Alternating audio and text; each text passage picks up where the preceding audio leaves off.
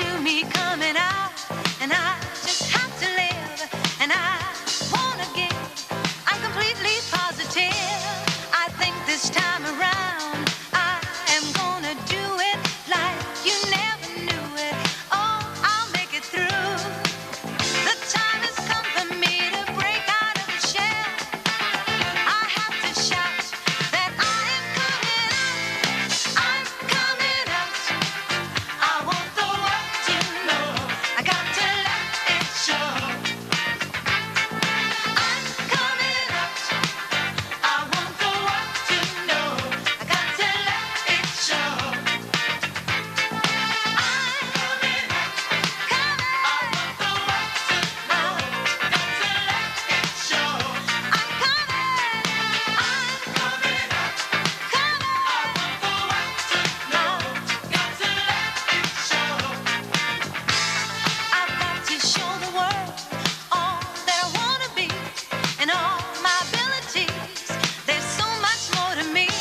Somehow I'll have to make them just understand. I got it well in hand, and oh, how I've planned. I'm spreading love. There is no need to fear, and I just feel so good every time I hear I'm coming out. I want the world to know. I got to let it show. I'm coming out. I want the world to know. Got to let it show. I'm coming. I'm coming out. I want the world to know. Got to let it show. I'm coming out. I want the world to know. Got to let it show.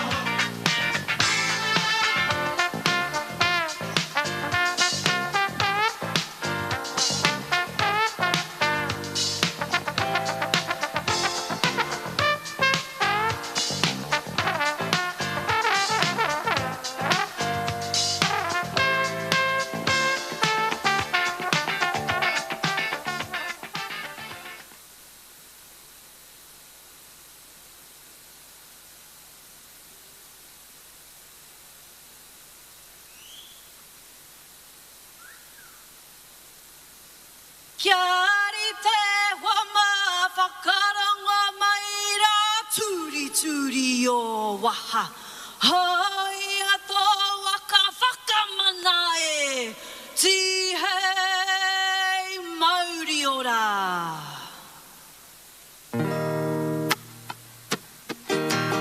Tōku reo tōku o mapi maure a whakakai mari.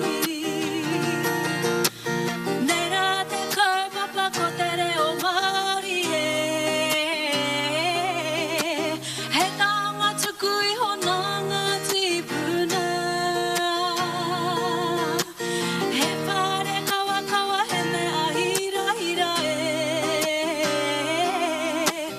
Tōku reo tōku o mapi maure a whakakai mari. Tōku reo tōku o mapi maure a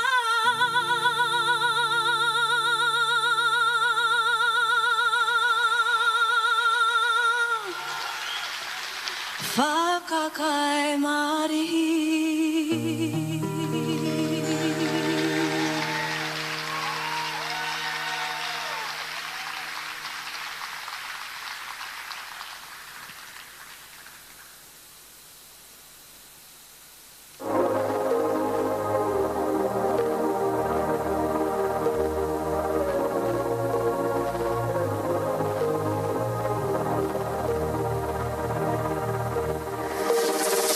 We're working hard to give young people the skills that they need to get ahead. We're working to create a better future for our tamariki. Together, we're working to keep our team safe at work. Together we are uplifting Te Ao Māori and honouring Te Tiriti. We're working for an education system that delivers for all children. We're working to support the health of our whānau. We're working to build an economy that supports every hard-working Kiwi. We're working to create a society that serves all New Zealanders. Yes. Kia ora koutou and welcome. Yeah. It's wonderful to see you. Wait, I can't see you. Let's fix this, please. Let's take it up, people. Now we're talking, people. Oh! Stop it. Stop it. Wow. What a vibe. What a room. Look, it is wonderful to be with you. I'm Jason Gunn, and it is wonderful to be with you here today. Let me tell you something, honestly. As a job, I get to travel this beautiful country, Aotearoa. I meet all sorts of people, and often I stand on a stage like this, and often I say, it's wonderful to be here. Often I don't mean it. I don't. It's remarkably average to be some of the places I go to. It is. But you fake it, right? In my head, I'm thinking about the ham and cheese toasted sandwich at the hotel when I finish, but not today. Today is special. Today is special. Yes. Oh, let me tell you how a lot of love in the room. I'm loving being in a room with you. You know, people that I share the same concerns with, the same dreams with, right? The same values with. This is really, really special. Thank you. And I want to be mayor. No, not about me. It's not about me. Shut up. Stop it. No, shut it. No. Really? No. Stop it. It really, really is. And look, this is a big deal for this little boy of Christchurch. I lost my beautiful dad too many years ago. I lost my beautiful mum 20 months ago. And I know that today they are up there past the gods, way up further, and they are looking down at their little boy. And I can see Mum saying, Donald, look, it's the Labour Party conference and there's our boy Jason. Look at him down there. Look at him. But wait. I know what my dad's saying. I know Janice, but I wonder who they couldn't get. And that's fine. That's fine. I mean, he was deeply proud of me. He was deeply proud. And we're here in this fantastic Isaac Theatre Royal. How good is this place? Oh, I love it. It's magic. And to me, it's a symbol of everything that this city of ours has been through. You know, they knocked us down and we came back better than ever. So thank you for being here with me today. It is very, very special. Now look, oh boy, you know, I have, like you, heard a lot about getting this country back on track, right? Well, here's the thing. I travel a lot, as I said to you, around this beautiful country of ours. I meet beautiful people, and if I'm feeling brave enough, I may even go on social media, but I stick away from the comment section. And I have to say something. It's never felt less on track, right? Am I right? Thank you. It's never felt more on the wrong track. I don't know what's happened. Actually, I do know what's happened to us. I believe there are people out there who are not helping us work together. Quite the opposite, in fact. Some are dividing us. Some are looking after themselves, and quite a few are looking after themselves and their mates. Right? None of them seem to be interested in bringing us together, working together to bring out the very best in all of us. We need to hear more, much more, about what we can do together and how we can all win together. And I promise you, very soon, you're going to hear exactly that. First, though, a taste of local music, and it is good. I would like you to please welcome to the stage a wonderful musician and, quite frankly, a wonderful human being. Ladies and gentlemen, Delaney Davidson and friends.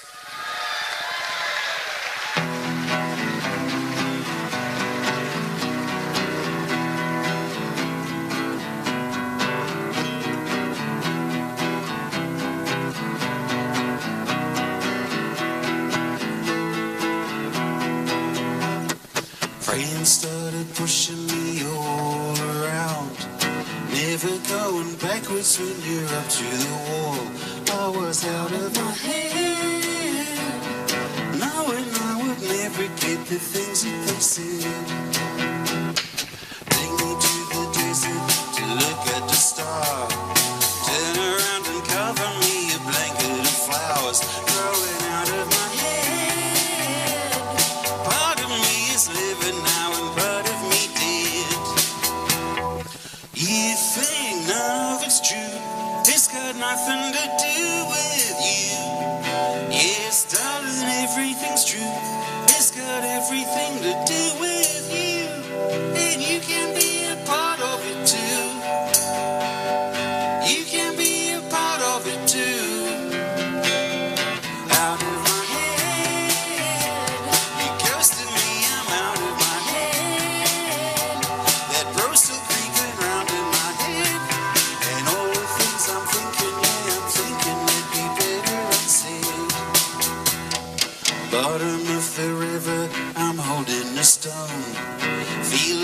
to cover me, a place to call home. Bubbles out of my head, floating like a galaxy that's starting to spread. You think none of it's true, it's got nothing to do with you. Yes, darling, everything's true, it's got everything to do with you. And you can be a part of it too. You can be a part of it too. Out of my head, out of my head, out of my head.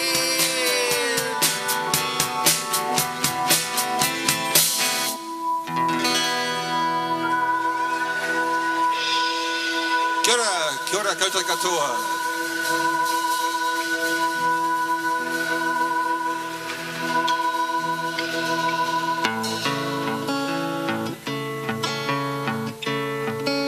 You can be a part of it too.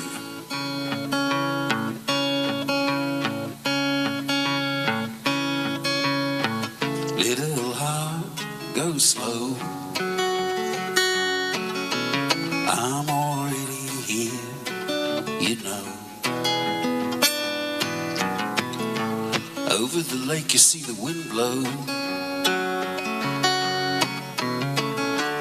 Through the trees and through the snow.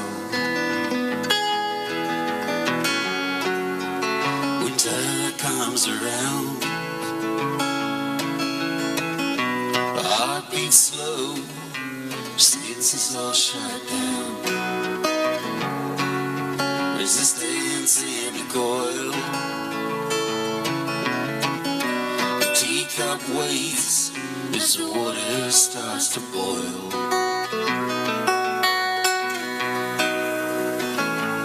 Live according to the season, in the home where I was born. Things they gotta have a reason. The sun don't come before the dawn. Little man must go, choke the business down, river thick and slow. Your dirty maiden hands will try to fail you down by a polar land. See the head is floating. The body sits there all alone. Little heart, the world is changing. Little boys left at home.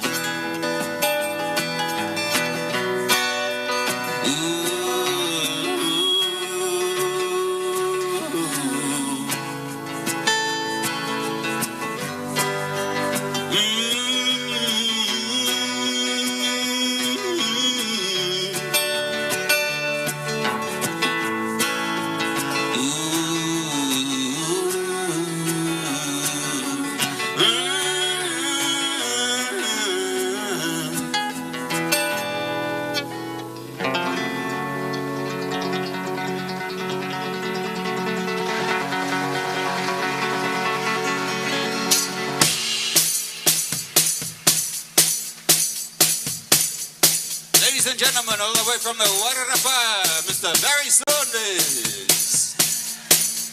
Come on, you can do better than that, Christchurch.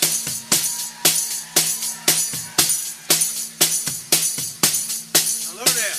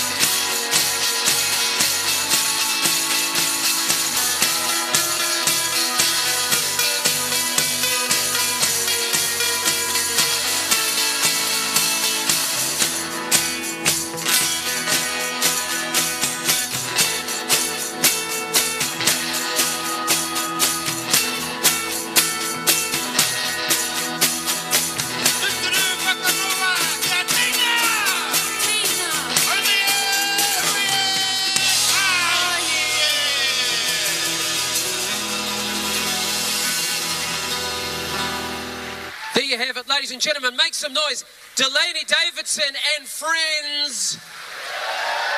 Barry Saunders being one of those friends. Unbelievable. I tell you something, you what I see right there, that's what happens when a coalition really works together. That's what you can get. Sounds beautiful. Thank you so much indeed. You know, one of the most beautiful things about working in theatre on stage on a day like today is it's many parts, many people working together. You probably haven't even seen these two people moving a lectern. You're so busy looking at me. Amazing. But you see, it's about working together. There's teams of people out here all giving their best for one common goal, to make this day a very special day. It's all about working together. Feels very powerful here, I'm not going to lie. Now, settle down. Now, settle down. No, it's not about me. But if it was just for a second. No. Here's the deal. I've got to stand on a few stages over the years and introduce, well, quite a few people. I've been very, very lucky. This one is very special for me. As I said, it's a pleasure to introduce someone who shares the same values and dreams and goals as me. It's time to introduce a man who not only speaks well, but he listens well. Crazy idea. The man who can lead us, the man who can get all of New Zealand working together, the man for the job. Ladies and gentlemen, please welcome Chris Hipkins.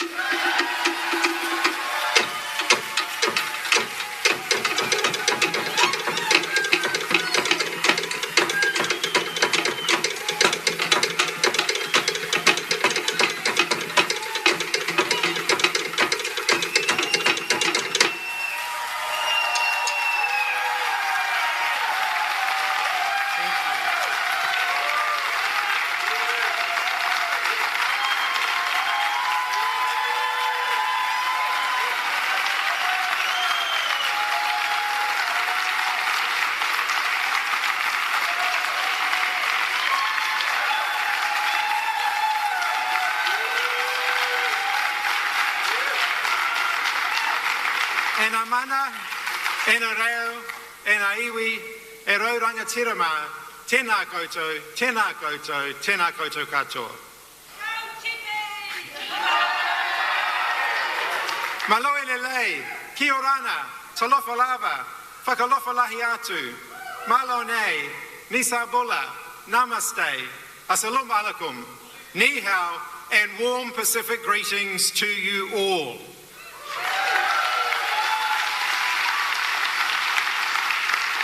I've got a little confession to make as I begin.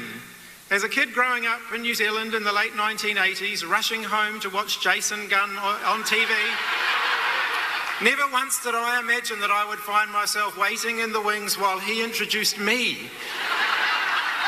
Thank you, Jason, for being here. You are a true Kiwi legend.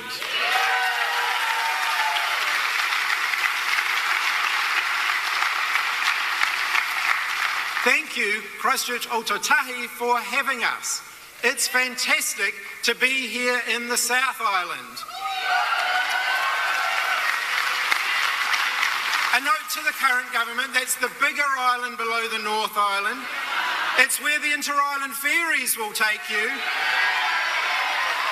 It's where Dunedin Hospital is. And it's where most of your roads of national significance aren't. Thank you all for an amazing conference. I have felt your energy, your ideas, and your challenges.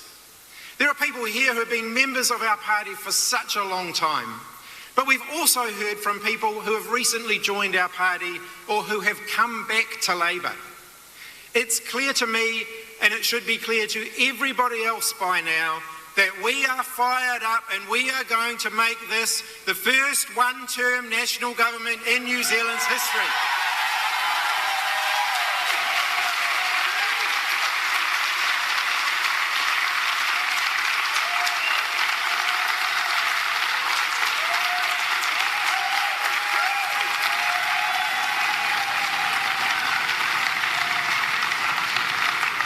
We've now put up with a year of National ACT and New Zealand First and their coalition of chaos.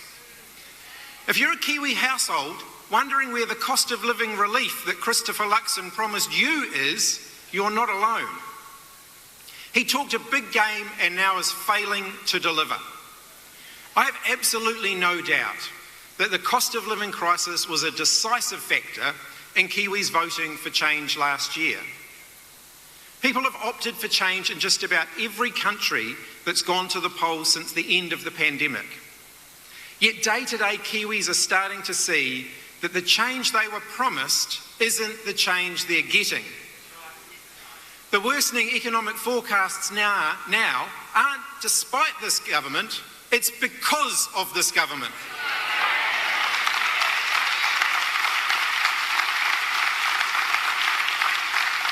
This government's made the cost of living crisis harder for Kiwis by cutting discounted public transport, free prescriptions, and the expansion of 20 hours free early childhood education.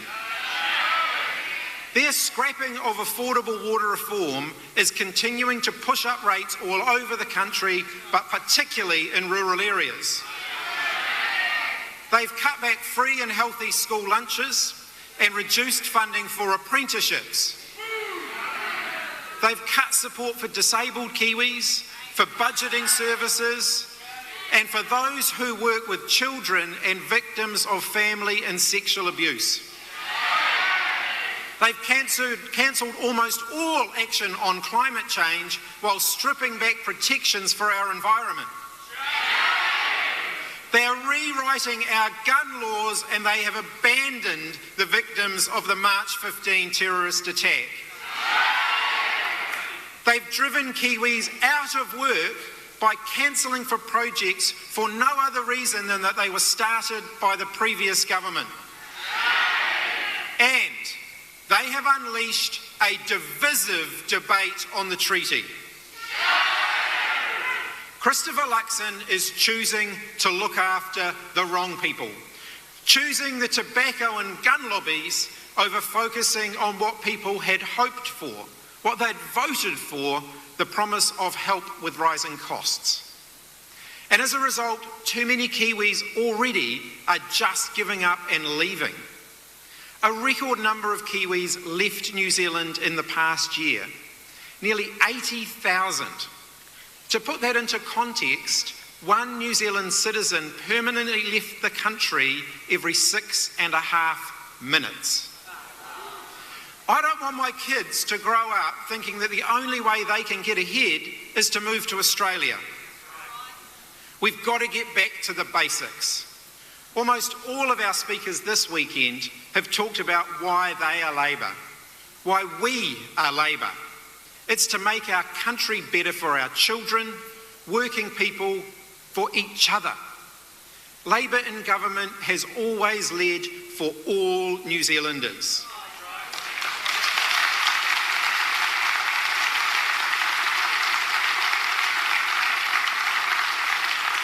We focused on people, jobs, better pay, a place to call home, and safe and welcoming communities. When we look back at our history, we excel when we bring people together rather than drive them apart, as this government seems to want to do. Michael Joseph Savage brought the country together to beat the Depression. Peter Fraser brought the country together to fight a world war. Norman Kirk brought the country together to reshape our sense of nationhood. Helen Clark brought the country back together after a decade and a half of divisive economic reforms. And Jacinda Ardern brought us together to fight a deadly virus.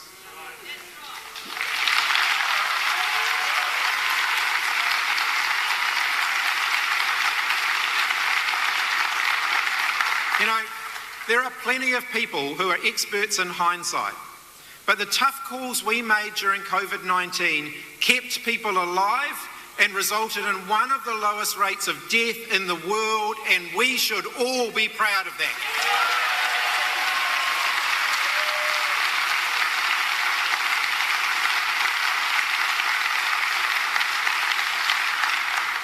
But we didn't get everything right though.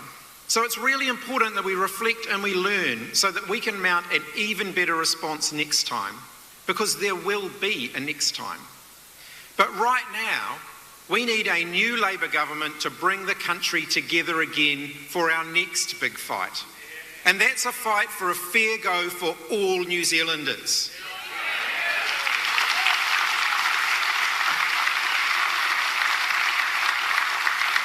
If you work hard, play by the rules and contribute your fair share, you deserve a decent standard of living, security and opportunities to grow.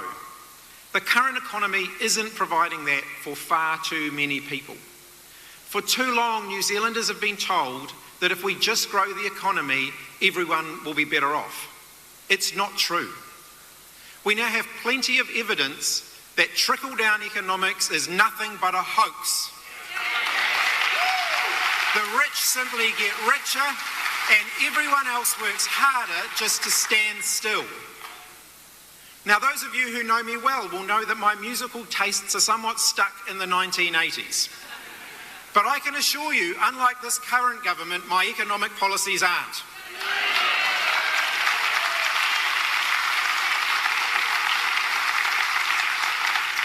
The idea that you can get ahead through your own hard work feels like an illusion to more and more people. Too many families have been going backwards for far too long. The divide between generations is growing too. Younger Kiwis are giving up on the dream of home ownership and the idea that their lives could be even better than the lives of their parents. There are more and more big challenges ahead, and they're coming fast. Climate change, AI, these things are going to redefine our world, and we need a government that's prepared to meet those challenges head on. I got into politics because I think we can be better, because I think government can be a force for good. I'm not here to make myself richer, I'm here to make New Zealand better.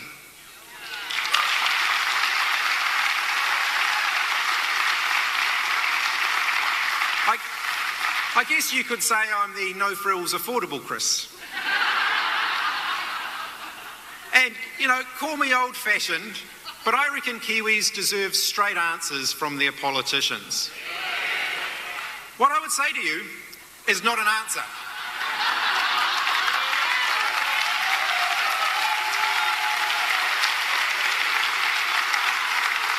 In fact, I think our current Prime Minister is so averse to answering questions that if you asked him how he is, he'd probably reply by saying, it's all Labour's fault. I think Kiwis deserve better than that. I believe that economic progress means creating the conditions for everyone to have more choices and more empowerment. Good economic policy has to recognise that we all have equal worth and all of our people are entitled to live with dignity and security. Healthy people in a healthy environment are the heart and lungs of a healthy economy. New Zealand can be so much better than this. I'm so excited about the future potential of our amazing country. Our next Labour government will be focused on getting things back to basics and getting those basics right. A place for everyone to call home. A world-class public health system.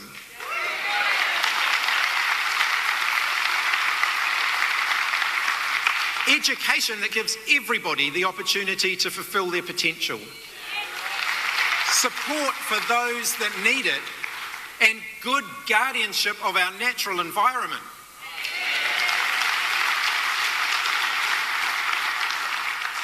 At the heart of our next government, we will be focused on jobs, jobs, and more jobs.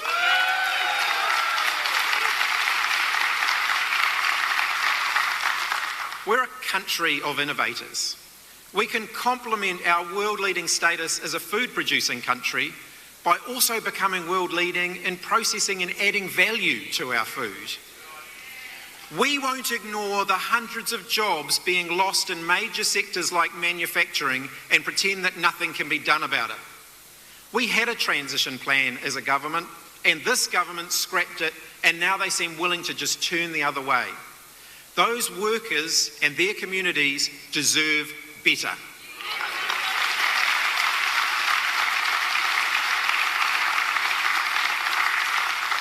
We can boost our world-class ecotourism offering by offering a premium wellness experience. We can build on our clean green reputation to back our innovators and take their ideas to the world. And we've seen so many examples of how that can happen. I think of companies like Nova Labs in Palmerston North and the world-leading portable UV water treatment plants that they've developed. I think of Invico Technologies in Tauranga and their predator eradication innovations in aerial tree planting technology. I think of Forest Lodge Orchard in central Otago. It's the world's first fully electric cherry orchard. I think of Kara Technologies in Auckland, who have developed the world's first AI-powered digital sign language dictionary. These are just a handful of the innovators and entrepreneurs that I've seen in action around New Zealand recently. They've left me feeling inspired about our future. More established companies like Xero, Weta Workshops, Animation Research, they've already shown how we can take Kiwi ingenuity and take it to the world. We need to back the next generation of those companies. These innovators create jobs and they create the opportunities that New Zealanders deserve. They deserve a government that's going to back them and be proud of New Zealand, not one that goes around the world calling them C-listers and talking our country down.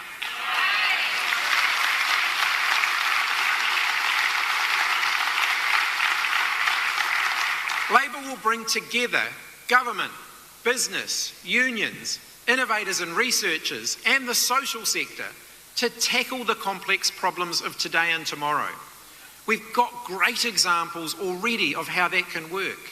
Smoke-free 2025, predator-free New Zealand, our goal of 100% renewable electricity generation, and even parts of our pandemic response show that what we can achieve when we set big goals and we work together to achieve them.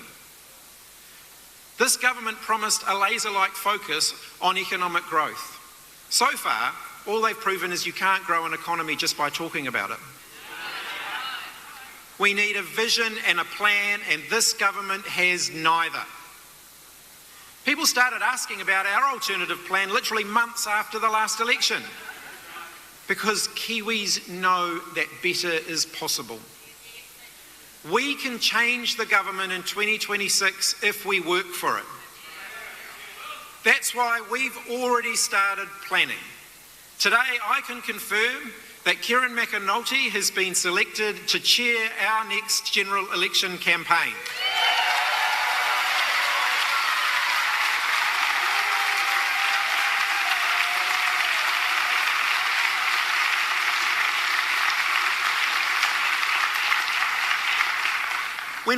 When we head back onto the campaign trail in 2026, we won't make promises that we can't deliver. We'll stand by every one of our promises because every single one of them will be properly researched, fully costed, and we will have a plan to deliver on it. I know that many New Zealanders had grown sceptical of big political promises by the time the last election rolled round. COVID-19 turned everything upside down. And as a government, we weren't able to meet all of the commitments that we'd made. In some areas, like Kiwi Build, our ambition was right, but the implementation missed the mark. We won't repeat those mistakes again. This time, we will be ready. We will reject the backwards-looking, cold, visionless politics of austerity that has failed elsewhere.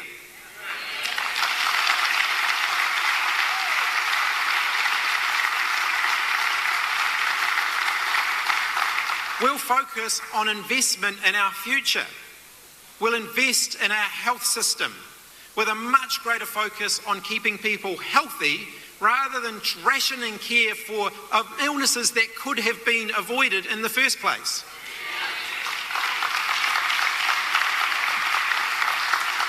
The way you save money in the health system isn't by cutting doctors, nurses, and the people who help them to do their jobs. It's by investing in policies like free prescriptions and keeping people out of hospital in the first place.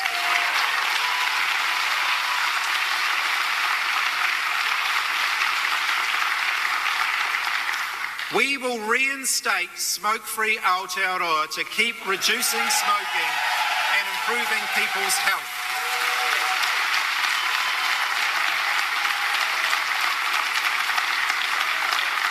And let's make this really clear, we will cancel the tax breaks they have given to tobacco companies.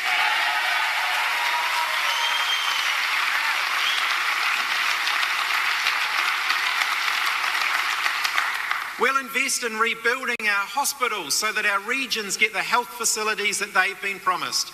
And yes, today I am going to announce that we will complete the full rebuild of Dunedin Hospital as we promised.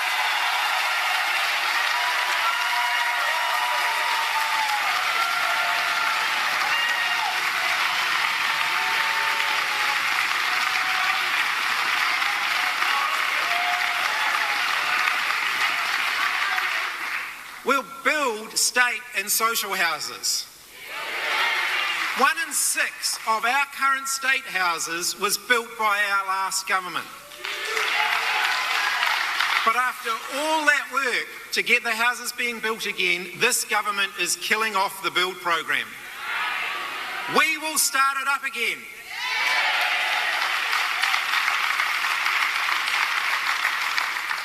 We will invest in a publicly owned inter-island ferry service so that the North and the South Island have world-class, reliable passenger, road and rail connections.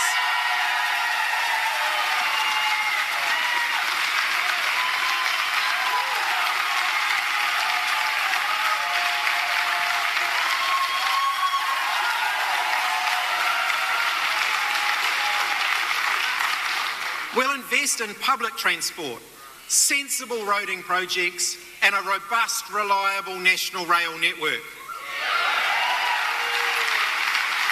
We'll invest in our schools and classrooms.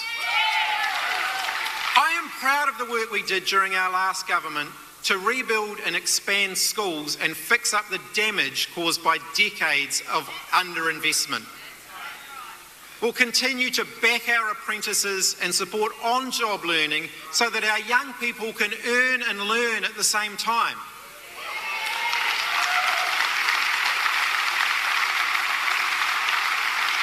I am incredibly proud that during my time as Minister of Education, we achieved record numbers of apprentices in areas like building and construction. In government, we'll have an unrelenting focus on lifting children out of poverty, and we won't just change the targets when that gets hard. We'll improve the pay and conditions for working New Zealanders and focus on creating jobs and getting Kiwis back to work. The Labour Party has always believed that Kiwis should be able to get ahead through their own hard work, earning a fair day's pay for a fair day's work.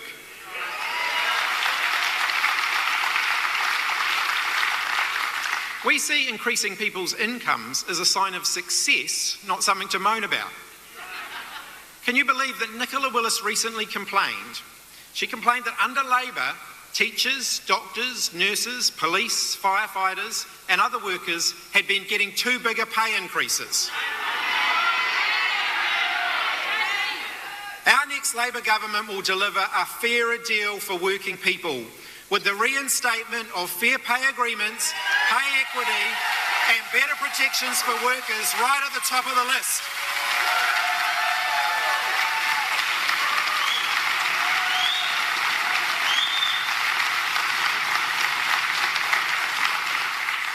And let's not forget something here.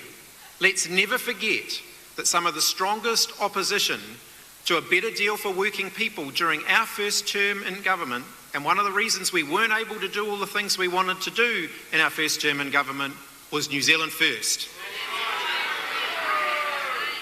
before the last election, I ruled out working with Winston Peters and New Zealand First, and not once have I regretted it.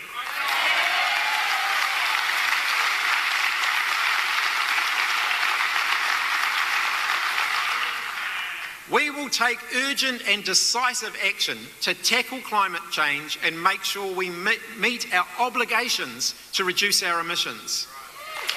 We cannot waste another day. The future of our kids and our grandkids depends on us doing the right thing now. We'll fix our economy so that we encourage productive rather than speculative investment. And yes, that means we will make the tax system fairer for working Kiwis.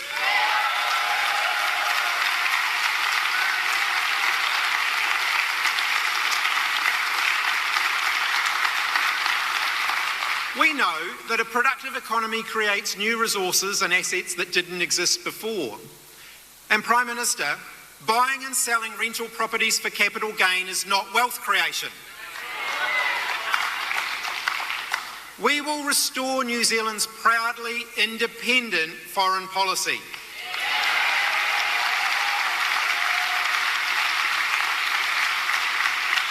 Decisions about New Zealand's best interests should be made here at home, not in Washington, Canberra or Beijing. So, today I can announce that under Labour, New Zealand will not be part of AUKUS.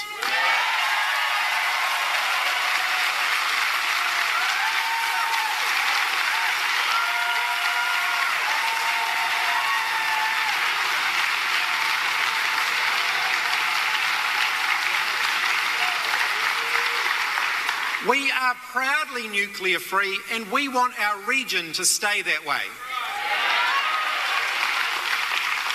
New Zealand is a unique, strong, independent nation with so much to offer the world. Under Labour, we'll continue to punch above our weight. New Zealand is a better country than Christopher Luxon and his coalition of chaos take us for. Where they offer chaos, we will offer stability. Where they indulge in conspiracy theories, we will follow evidence. Tinfoil sales will go down, but that's a hit that I'm willing to take. Where they offer sound bites, we will offer solutions. Where they flaunt entitlement, we will offer humility and service. Where they play on fear, we will offer hope. Where they cut, we will invest. Where they seek to divide, we will bring people together.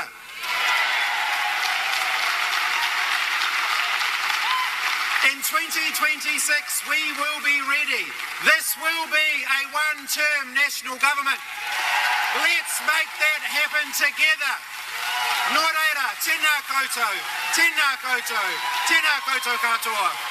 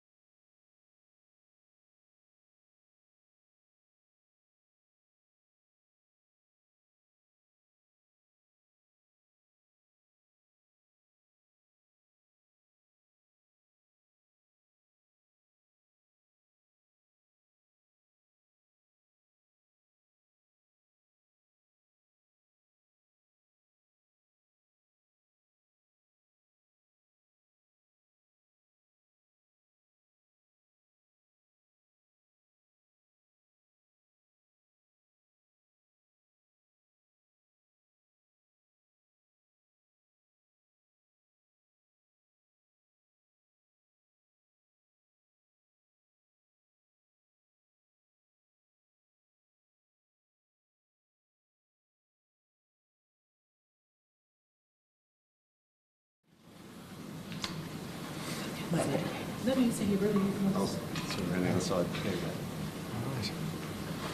ora, everybody. You've just heard my speech, so I'm happy to go straight into questions. Regarding the bits about Dunedin Hospital and the inter-island ferries, I mean, there's a good chance the inter-island ferries get procured under this government without rail, so you would presumably not cancel that order and then put rail on them. We've made a commitment to rail-enabled, ferries that can take trains. Yeah.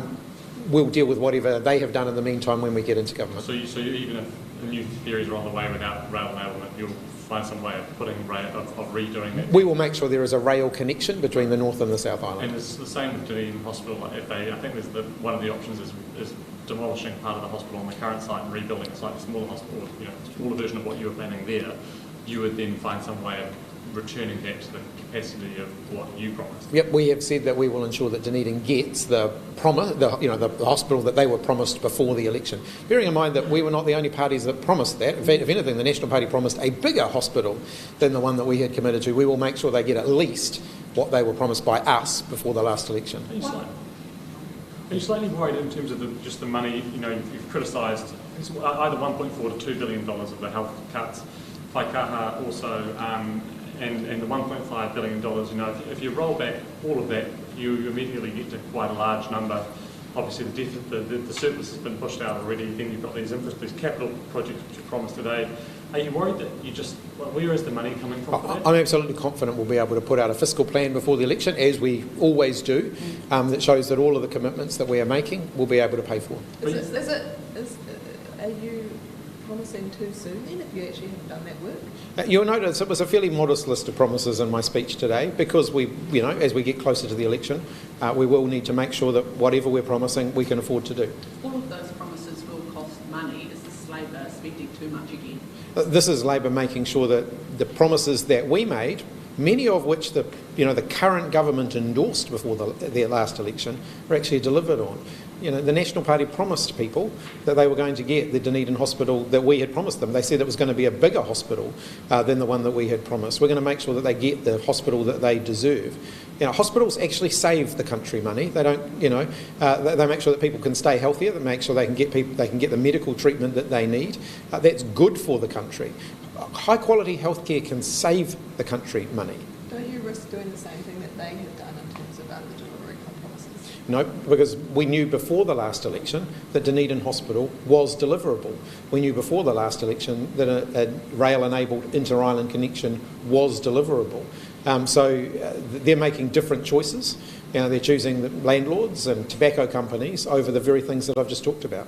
What is your long-term goal with respect to net debt, particularly in light of the fact that the long-term fiscal statement due next year is likely to show a pretty dismal long-term outlook? Yeah, we'll set out our position closer to the election on that. A lot of water to flow under the bridge before then. Of course, it depends how much worse the current government's economic management gets in the meantime. There was talk on Friday night from the stage of a tax debate at this conference. There was no indication that occurred from what you said today. Where did that get to? Members, of course, debate, emerging policies all of the time. That doesn't mean that they immediately become policies. So the remits process feeds into a policy process that will result in us producing policy before the election. So what can you say then about the quality of the debate or the nature and content of it? Oh, it was a very good debate. It was good internal debate, but we haven't formulated a tax policy yet. As soon as we do, we'll let you know. What about remits? Were there specific remits on tax passed that you can talk about? As I've said, we generally don't release the results of remit debates. We've never done that in the past because that feeds into a policy process which you'll then see the outcome from. There are a number of amendments that were put forward that weren't passed. Is that kind of signal to you that there are still people in the party that would like to go down a different route? Look, I think the policy process is what it is. I'm really comfortable with where the conference got to, and I think we will end up with a really good, solid policy out the other side of it. How confident are you that this coalition will be a one-term coalition? I'm very confident, but we're going to have to work for it as well. So they're not going to fall over all on their own. I mean, they're making a mess all on their own, but in order for there to be a change of government at the next election, we know there's two sides to that coin. There's them losing, but there's also us winning, and we know we need to do both. You normally announce your campaign manager closer to the election. Was that a deliberate move to sort of put to rest some rumours around leadership bids? No, absolutely not. It's about us getting ready. We want to make sure that we have the best organised, most disciplined, most focused campaign that Labor has ever run. And I think Kieran is the right person to run that. Does that signal that Megan...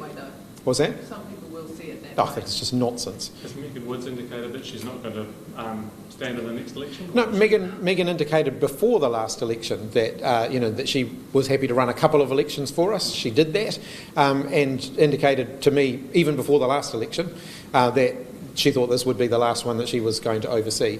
I think that's actually a good thing. It's healthy for parties to make sure that we're drawing on skills, that we're developing your skills for the future, and so on. Kieran, what do you think you'll do differently? Oh, look, I mean, whenever you have a different person doing a job, they're going to do things differently. It's not to say that what was done previously was wrong. It's just that we've got different styles. Megan's still in caucus. I speak to her every single week about what happened previously, what we could do differently. She might not be in the chair role, but she's certainly available to talk to, and I do that all the time. I mean, that's why the question wasn't a slight on her. I just genuinely am interested. What do you think in 2026 you'll do that would make you win where you guys didn't last time? I think really the direction that's been signalled was outlined in Chippy's speech, is that we know what needs to be done. We know where the government is failing people, and we know that we can only promise things that we can deliver, and we need to be honest with the country around how long things will take to fix. Just take housing, for example. The government's making an absolute mess of that. If we announced a policy today, I don't think it would be suitable because we've got 2 more years of this trajectory. So we need to be honest about how long it's going to take to solve the housing crisis, why the government is making it worse and what we do different. And that just requires being pretty straight up, plain language, and outlining the problem and outlining how we're going to fix it. So is that because I was just about to ask, as you mentioned, everyone's got their different style. So in terms of, I guess, how would you describe the style that you'll bring to the campaign and what the style will look like for Labor at the next election? Is it straight up talking, that sort of thing, or is it something else? The campaign chair is not the person that solely dictates exactly how a campaign is run. They have a pretty important role in working with others in the campaign committee and the campaign manager and the various LECs across the country to put forward a campaign plan. But the way I like to approach things just in general is getting straight to the point and using as few words as possible. And that, while that might be my approach, there's no way to indicate that that's how we'll do the campaign. It's going to be a team effort. And do you think that you taking on this role, essentially, as Lillian said, dampens down those whispers perhaps of any kind of leadership? I took on the role because I wanted the role, but it's true to say that I've been telling you all that I back Chippy 100%. Maybe you'll believe me now. Chris, you've got a pretty good relationship with Anthony Albanese. Have you let him know about your decision today, and will you? No, I haven't. I haven't had a lot. We haven't talked a lot over the last year or so, because he's obviously on the government side and I'm on the opposition side. We both understand what that involves. Are you going to let the Australians know in some sort of formal way that? Because I believe the remit that was passed today would require a Labor government to withdraw from office as well. I believe they get the newspapers, yeah. But of course, I'm happy to talk to them about it at any point if they want to. Why form a position now on AUKUS? I mean, part of Labor's concern has been the number of unanswered questions, and those still haven't been answered. Yeah. It's a principled position. AUKUS primarily is an alliance around nuclear-powered warships. I think things have moved on since the last election. And I think we've seen enough to know that it's not something that we want to be part of. And will you withdraw from it? Will you withdraw New Zealand from it? As I've said, we won't be part of it. Under Labor, New Zealand will not be part of AUKUS. If the current government takes New Zealand in and then you win, will you take us out? As I've said, we won't be part of AUKUS. New Zealand won't be part of AUKUS. When Labor was in government, you seemed to take a different position, and you're a little essentially attests to that. So I guess, is it easy for you to make a we never made a commitment to anything around AUKUS when we were in government. Any suggestion otherwise is mischief making by the current government. We were always very clear that we had some questions about it. Some were sceptical, some were more open. But we've been very clear about what our position is now. But what has, sorry, I know I'm repeating myself, what has shifted that position? The nuclear powered component was there from the very start. If you say you're taking a principled position, why didn't the Labor government have that principle to begin with? I think we wanted to see a little bit more about what AUKUS was all about. We've seen a bit more about it, and we don't want to be involved in it.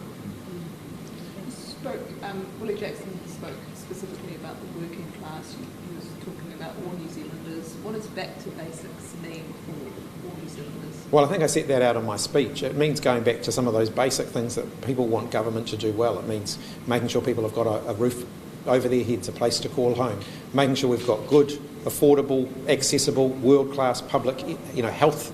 Same with education. It means making sure that we're supporting those who need the support the most. Those sort of basic things that Labor's always stood for are the things that we will put front and centre of what we're doing in government. So is Labor appealing to the working class, their roots, or are you going broader? Of course, working New Zealanders have always been integral to Labor's purpose. If you look at why Labor was established, it was to make sure that those who are working actually get their fair share of the rewards from that work. But we are also a party for all New Zealanders. I think you saw a really strong emphasis in my speech about bringing the country together, making sure that we don't create arbitrary divisions in the way this government seemed to be trying to do. Do you think you're the person who can do that, bring the country together? Absolutely. Why? I've been in politics for a while, and I think I have, demonstrated that I can bring the country together before. I think a Labor government certainly have more track record of bringing the country together to tackle big challenges than national governments do. National's quite happy to divide the country in order to rule. If you look at some of the worst legacies of the Muldoon era, we're still grappling with those today. That was a government, much like this current one, that was more interested in creating division than creating unity. On the division, you're saying bringing people together. Is the threat the Treaty Principles Bill, or is the threat working conditions and people getting a fair go? All of the above. Yeah. So we've got a government that wants to divide New Zealanders along economic lines. They want to divide New Zealanders along ethnic lines. And I think they're wrong on both counts. How big is next year going to be for Labor? You're going to be releasing your policy. That's going to be a real test for the party, particularly on that issue of tax. How would you kind of sum up next year for you guys? Yeah, so I said after the election that we were determined to make this a one-term government, and we still are. That means that, from election to election, you've got somewhere around about 1,000 days. You can't afford to waste a single one of them. So this year for us was all about getting out there and making the most of the opportunity to listen and to engage with communities, and, literally use every day that we could to be in the best position as we formulate our policies and new ideas next year. So you will see more from us next year in the new ideas space, the new policy space. The final, policy package, given the nature of the system we live in, won't be finalised until close to the election, but you'll start to see more of an outline of it next year. And then in terms of your approach towards the coalition in the House, we see kicking up the gear in terms of, the kind of passion and that sort of thing, the heat that you guys bring next year? I think you've already seen that in the last few months. You've probably seen us, kick it up a notch in the last little while, and we'll keep doing that. Just on the division, obviously the Tony Blakely report talked about social cohesion that was harmed by mandates. How far away do you think Labour can get from that legacy of forcing? I think the vast majority of New Zealanders have actually moved on from that. So, it was a really difficult time for the country. We actually achieved incredibly high levels of unity through the COVID response. I'm the first to admit that towards the end that got a bit fractious, but I actually think most New Zealanders have now left that behind, and really everybody's moved on. So you're not concerned that voters will associate that with you? There's a very small group, but they're a very, very loud group for whom issues around vaccination and conspiracies around vaccination continue to be their number one issue, but it is not reflective of most New Zealanders. There was some coverage in the New Zealand Herald this week around proposals related to captain's calls. Yeah. I don't know, do you want to say anything about that, what was decided, or how you feel about that issue more generally, the suggestion that you and others cut out some of the membership around decisions? There's never been such a thing in the Labor Party. We have a policy process. Our policy for the last election went through that process. The policy for the next election will go through that process. Was the proposal defeated that was put up to make? Like I said before, we don't generally release the results of those discussions. But if it had been accepted, you would mention it, right? As I said, our policy for the last election went through the Labor Party's policy process, and the next one will as well. Why can't you talk about that one? Because if it amends Labor's constitution, then it won't be publicly available anyways. Well, the constitution is a matter for the party to release, and any changes to the constitution are a matter for the party. But as I've said, absolutely confident that the policy process worked well last time, and it will work well this time internally. Obviously, we didn't get the outcome that we wanted from the election campaign, so the policy will need to be different next time. Given the number of amendments to that tax remit, and given the fact that the captain's call thing has been an issue, even if you don't agree that it is an issue, there's clearly some angst on the part of the membership about that policy and about the way that it was put forward. Is there any way that you're going to respond to that angst, even if you think it's ill-founded? I think more and more New Zealanders do want to see our tax system being changed. As I said yesterday, when we announced changes to the tax system back in 2010, 2011, my first term as an MP, Labor were the only ones really talking about that. Now everybody is out there saying our tax system is unbalanced, it's unfair and it needs to change. So I think it's a different environment now to what it was 15 years ago. What's your plan in terms of going up against the opposition to that policy next year? I mean, it's going to be quite a fiercely debated issue. Well, I mean, ultimately, the National Party particularly needs to start being a bit more honest with New Zealanders about how they're going to pay for all of their promises. Nicola Willis keeps talking about new revenue measures. Well, what are new revenue measures if not new taxes? So, I think she should be a bit more upfront with Kiwis about where the money for all of these ghost promises that she's been making is going to come from. They actually promised to spend more money on health and education, if you'll recall, before the last election. Where's that money going to come from? The current government, in its current form, have said they won't, reduce eligibility for superannuation or healthcare or so on. Where's the money for that going to come from? So I would put the same thing back onto them. We will be upfront about that before the election. People will see a fully balanced package that will set out exactly how we're going to pay for every promise that we make. A year in, they still haven't set out how they're going to pay for all their promises yet, and they are the government. You said in your speech you didn't regret ruling out New Zealand First. Are you going to rule them out for 2026? Well, I've said that I'll set that out closer to the election. But you can read into that my statements today, whatever you will. Why not do it now? I think it's highly unlikely our position will change. All right. Thanks, everybody. Thank you. Cheers. Thank you.